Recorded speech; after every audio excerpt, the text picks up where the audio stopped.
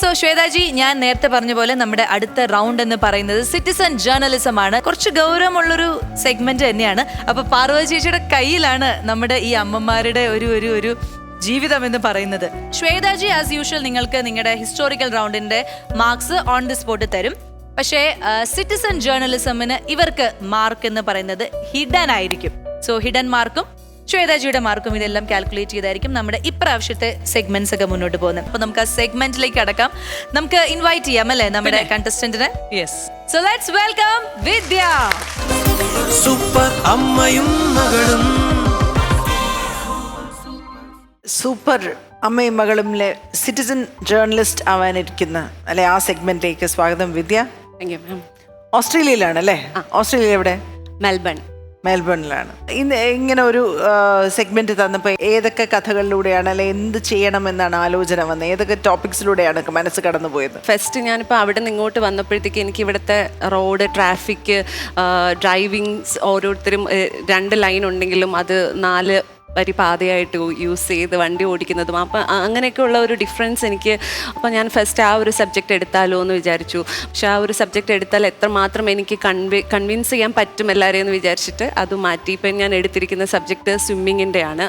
സ്വിമ്മിങ്ങിൻ്റെ പ്രാധാന്യത്തിനെ കുറിച്ച് ജസ്റ്റ് എനിക്ക് എല്ലാവരോടും പറയാൻ ഒരാശയം വന്നു. അതാണ് ഫൈനലായിട്ട് ഡിസൈഡ് എടുത്തത്. ഇപ്പോൾ ഈ സ്വിമ്മിങ്ങിൻ്റെ വിഷയത്തിൽ എന്ത് റിസർച്ചാണ് നടന്നത്? എന്തുകൊണ്ടാണ് ഈ വിഷയം തിരഞ്ഞെടുക്കാനായിട്ട് വിദ്യ തീരുമാനിച്ചത്? സ്വിമ്മിങ് എന്ന് വെച്ചാൽ അത്രയും നമുക്ക് ലൈഫ് നമ്മുടെ എന്താ പറയുന്നത് സെക്യൂർ ചെയ്യാൻ, നമുക്ക് ജീവൻ രക്ഷിക്കാൻ പറ്റുന്ന ഒരു സ്കില്ലാണ്. മാത്രമല്ല എൻ്റെ ഒരു ഫ്രണ്ട് മുങ്ങി മരിച്ചിട്ടുണ്ട്. അപ്പം അതെനിക്ക് ഒത്തിരി എത്ര കാലം കഴിഞ്ഞാലും മറക്കാൻ പറ്റാത്ത ഒരു ഇൻസിഡൻ്റ് ആണ് എനിക്കത്. ഫ്രണ്ട് മരിക്കാൻ കാരണം ഒരു ഫ്രണ്ടിനെ രക്ഷിക്കാൻ വേണ്ടി എടുത്ത് ചാടിയതാണ്. ആ ഫ്രണ്ട് മുങ്ങി മരിക്കാൻ നേരത്ത് ഹെൽപ്പിംഗ് എടുത്ത് ചാടിയതാണ്. അപ്പോൾ 2 പേരും ഒരുമിച്ച് മുങ്ങി മരിക്കുകയാണ് ചെയ്തത്. അപ്പം ഞാൻ വിചാരിക്കുന്നു ഒരു സ്വിമ്മിങ് നന്നായിട്ട് അറിയാമെന്നുള്ള ഒരാളാണെങ്കിൽ ഇത് ഫസ്റ്റ് ഇൻസ്റ്റൻ്റ് അയാൾ അത് എന്തെങ്കിലും രീതിയിലേക്ക് രക്ഷപ്പെട്ട് വരാൻ പറ്റുമായിരുന്നു. അങ്ങനെ ഒരു തോന്നലിലൂടെയാണ് വന്നത്. പക്ഷെ നമ്മൾ ഇത് ഒരു പഠനം ഇതിന് മുമ്പ് വന്നിട്ടുണ്ട്. സുനാമി വന്ന സമയത്ത് ഒരു സ്റ്റഡി വന്നിട്ടുണ്ടായിരുന്നു. നമ്മുടെ നാട്ടിൽ കുട്ടികളെയെല്ലാം തന്നെ വളരെ ചെറുപ്പത്തിലെ നീന്തൽ പഠിപ്പിക്കുക, അല്ലെങ്കിൽ ഇപ്പോൾ വെള്ളപ്പൊക്കം ഇങ്ങനെയുള്ള സാഹചര്യങ്ങളൊക്കെ വരുന്നതാണ്. അപ്പം നീന്തൽ പഠിപ്പിക്കുക എന്ന് പറയുന്ന ഒരു ലൈഫ് സ്കില്ലായിട്ട് പഠിപ്പിക്കണമെന്ന്. പക്ഷെ പഠനങ്ങൾ നമ്മൾ നോക്കുകയാണെന്നുണ്ടെങ്കിൽ നീന്തൽ അറിയാവുന്നവർ മുങ്ങി മരിച്ചിട്ടുണ്ട്. ഇപ്പോൾ അതിലേറ്റവും പ്രധാനപ്പെട്ടാണ് കുമാരനാശാൻ. അദ്ദേഹം അക്കരെ ഇക്കരെ കായ്ക്കരാറ് നീന്തി കടക്കുമായിരുന്ന, ആലുവ പെരിയാറൊക്കെ കടക്കുമായിരുന്ന ആളായിരുന്നു എന്നാണ് പറയുക. പക്ഷെ ആ സമയത്ത് ഉറങ്ങിപ്പോയി. അപ്പം ഇത് നമ്മുടെ കയ്യിലല്ല. പക്ഷെ എന്നാലും ഒരു ലൈഫ് സ്കിൽ എന്നുള്ള നിലയ്ക്ക് സ്വിമ്മിങ് കരിക്കുലത്തിലേക്ക് കൊണ്ടുവരണം എന്നുള്ളതാണ് വിദ്യയുടെ പോയിന്റ് ഓഫ് വ്യൂ. എങ്ങനെയാണ് പ്രസൻറ്റ് ചെയ്തിരിക്കുന്നത് നമുക്ക് നോക്കാം. ജസ്റ്റ് ഒരു അവയർനെസ് കൊടുക്കുന്ന ഒരു ഇതുപോലെയാണോ, അതല്ലാതെ റിസർച്ച്ഡ് ആയിട്ട് ഒരു ജേർണലിസ്റ്റ് പെർസ്പെക്റ്റീവ് അതിനകത്തുണ്ടോ എന്ന് നമുക്ക് വീഡിയോയിലേക്ക് പോകാം. നമസ്കാരം. കേരളം ജലാശയങ്ങളുടെ നാടാണ്. 44 നദികളും തടാകങ്ങളും കൈത്തോടുകളും വലിയ കടൽ തീരവുമുള്ള നാടാണ് കേരളം. അതുകൊണ്ട് തന്നെ ജലസംബന്ധമായ മരണങ്ങൾ ഒരുപാട് കൂടുതലാണ് കേരളത്തിൽ. അഗ്നിശമന സേനയുടെ കണക്കനുസരിച്ച് സംസ്ഥാനത്ത് ദിനം പ്രതി 3 പേർ മുങ്ങി മരിക്കുന്നു. വർഷം തോറും ശരാശരി 1000-ലേറെ പേരാണ് മുങ്ങി മരിക്കുന്നത്. ഈ കണക്കുകൾ കേട്ട് നിങ്ങൾ ഞെട്ടാറുണ്ടോ? ഇല്ല എന്നുള്ളതാണ് വാസ്തവം. കാരണം ഈ കണക്കുകൾ ഒരിക്കലും നമുക്ക് ഒരുമിച്ച് ലഭിക്കുന്നതല്ല. പലപ്പോഴായി നമ്മൾ കളക്ട് ചെയ്യുന്ന ഡേറ്റയാണിത്. കുഞ്ഞു കുട്ടികളെ മുതൽ 18 വയസ്സ് വരെയുള്ള കുഞ്ഞുങ്ങളാണ് ഇതിൽ ഉൾപ്പെടുന്നത്. കുട്ടികളുടെ മരണം നമുക്ക് സഹിക്കാവുന്നതിനപ്പുറമാണ്. എന്നിട്ടും ഇത് തടയാൻ നമ്മൾ എന്താണ് ചെയ്തത്? ഇതിനെക്കുറിച്ചുള്ള ഒരു അന്വേഷണത്തിലാണ് ഞാൻ. 2020 1000-ൽ താഴെയായിരുന്നു മരണനിരക്ക്. 2021 അത് 1102-ആയും 2022 1200-മായി വർദ്ധിച്ചു.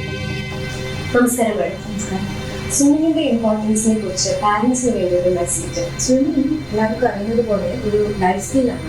നിരവധി രക്ഷാപ്രവർത്തനത്തിൽ നേരിട്ട് പങ്കെടുക്കുന്ന വ്യക്തി എന്നുള്ള രീതിയിൽ സ്വിമ്മിങ് ശരിക്കും ഇമ്പോർട്ടൻ്റ് ആയിട്ടുള്ള ലൈഫ് സ്കില്ലായിട്ട് തന്നെയാണ് കാണുന്നത്. പ്രത്യേകിച്ച് കുട്ടികൾ. സ്പോർട്സും ഗെയിംസും എല്ലാം എല്ലാവർക്കും ഇഷ്ടമാണ് എന്നുണ്ടെങ്കിൽ പോലും നമ്മൾ അറിയാതെ നെഗ്ലക്ട് ചെയ്യുന്നതാണോ എന്നറിയില്ല. പലപ്പോഴും സ്വിമ്മിങ്ങും അതുപോലെ സൈക്ലിങ്ങും പോലുള്ള ലൈഫ് സ്കിൽസ് ഒക്കെ കുട്ടികൾക്ക് ഒരു പക്ഷേ അറിയാതെ മിസ് ചെയ്ത് പോവാറുണ്ട്. ഇത്തരത്തിലുള്ള ലൈഫ് സ്കിൽ എപ്പോഴും യൂസ് ചെയ്ത് വരുന്നത് എന്തെങ്കിലും ഒരു അപകടമോ അല്ലെങ്കിൽ നമ്മൾ അൺഎക്സ്പെക്റ്റഡ് ആയിട്ടുള്ള ഒരു ഇവന്റ്സ് വരുന്ന സമയത്താണ് ഒരു ക്വിക്ക് റെസ്പോൺസിന് വേണ്ടിയിട്ട് ഇത്തരം ലൈഫ് സ്കിൽസ് നമ്മളെ ഹെൽപ്പ് ചെയ്യുന്നത്. കേരളത്തിൽ റോഡ് അപകടങ്ങൾക്ക് ശേഷം ഏറ്റവും കൂടുതൽ മരണം രേഖപ്പെടുത്തിയിട്ടുള്ളത് മുങ്ങി മരണങ്ങളിലൂടെയാണ്. നീന്തൽ അറിയാവുന്നവരും മുങ്ങി മരിക്കുന്നുണ്ട്. ഇതിനെല്ലാം ഉപരി സ്കൂൾ തലത്തിൽ തന്നെ നീന്തൽ നമ്മുടെ കരിക്കുലത്തിൽ വന്നാൽ മുങ്ങി മരണങ്ങൾ പൂർണ്ണമായും നമുക്ക് ഒഴിവാക്കാൻ പറ്റും. കഴിഞ്ഞ വർഷം കൊല്ലം ജില്ലയിലാണ് കൂടുതൽ പേര് മുങ്ങി മരിച്ചത്. 153 പേരാണ് മരിച്ചത്. ജലാശയങ്ങളുടെ നാടാണല്ലോ കൊല്ലം. എന്നാൽ ഇടുക്കി ഡാം ഉൾപ്പെടെ സ്ഥിതി ചെയ്യുന്ന ഇടുക്കി ജില്ലയിൽ വളരെ കുറച്ചു പേർ മാത്രമാണ് മുങ്ങി മരിച്ചുള്ളൂ, 39 പേർ. നീന്തൽ അറിയാവുന്ന ആളുകളുടെ എണ്ണം അവിടെ കൂടുതലാണ് എന്നതാണ് അതിന്റെ കാരണം. ഈ മുങ്ങി മരണങ്ങളുടെ എണ്ണം ദൈനംദിനം ഇങ്ങനെ വർദ്ധിച്ചു വരികയാണ്. ഇതിനൊരു അറുതി വരുത്തുന്നതിന് വേണ്ടിയിട്ട് സംസ്ഥാന സ്പോർട്സ് കൗൺസിലിന്റെ നേതൃത്വത്തിലും ഗവൺമെന്റിന്റെ നേതൃത്വത്തിലും പല പരിപാടികളും പല പദ്ധതികളും ഇതിനോടകം തന്നെ നടപ്പിലാക്കിയിട്ടുണ്ട്. ഈ ഒരു പദ്ധതി നടപ്പിലാക്കുന്നതിന് വേണ്ടിയിട്ട് വിദ്യാഭ്യാസ വകുപ്പ് ഗവൺമെന്റ് മുൻകിട്ടിറങ്ങണമെന്നാണ് എൻ്റെ ഒരു അഭിപ്രായം. സ്കൂൾ കുട്ടികളെ നിർബന്ധമായും നീന്തൽ പരിശീലിപ്പിക്കണം. ഇന്നത്തെ ഈ സാഹചര്യത്തിൽ അതത്ര പ്രയാസമുള്ള കാര്യമൊന്നുമല്ല. തദ്ദേശ സ്ഥാപനങ്ങൾ, സ്വകാര്യ സ്ഥാപനങ്ങൾ, വിദ്യാഭ്യാസ മേഖലകൾ ഇവരെല്ലാവരും ഒത്തൊരുമയോടെ ചിന്തിച്ചാൽ ഈ കാര്യം നമുക്ക് നടപ്പിലാക്കാവുന്നതേ ഉള്ളൂ. നീന്തൽ അറിയാത്ത ഒരു കുഞ്ഞുമില്ലെന്ന് വന്നാൽ നമുക്ക് ഈ അപകട നിര 10-1 കുറയ്ക്കാൻ പറ്റും. ക്യാമറാമാൻ സതീഷിനോടൊപ്പം വിദ്യ.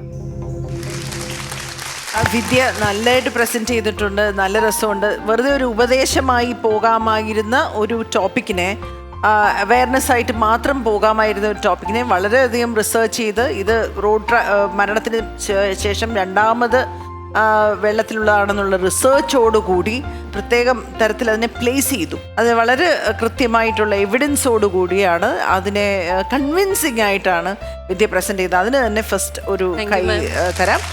പക്ഷെ ഇതിനകത്ത് 2-3 വളരെ അങ്ങോട്ടും ഇങ്ങോട്ടും ഒന്ന് പറയുന്നു നീന്തൽ അറിഞ്ഞാൽ മുങ്ങി മരിക്കും, എന്നാലും മുങ്ങി മരിക്കുമെന്ന് പറയുന്നു. ഉടനെ തന്നെ അടുത്ത വരിയിൽ പറയുന്നു പൂർണ്ണമായും നമുക്കിത് ഒഴിവാക്കാം എന്ന് പറയുന്നു.